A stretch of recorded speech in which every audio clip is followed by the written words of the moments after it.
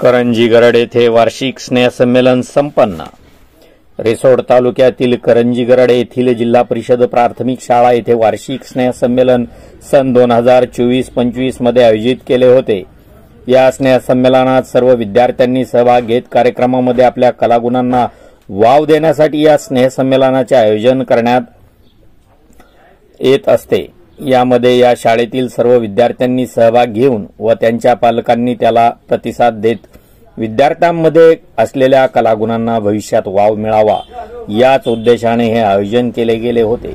या शाळेचे मुख्याध्यापक आंबेकर गुरुजी, ससाने सर, मस्के सर तसेच गावातील गणमान्य गावकरी मंडळी यांच्या वतीने वार्षिक स्नेह संमेलनाचा कार्यक्रम सर्वांच्या उपस्थितीत पार पडला। गावकऱ्यांनी सहकार्य केल्यामुळे वार्षिक स्नेह संमेलन मोठ्या उत्साहात थाटात संपन्न झाले असे ग्रामस्थ मोठ्या धैर्याने सांगतात।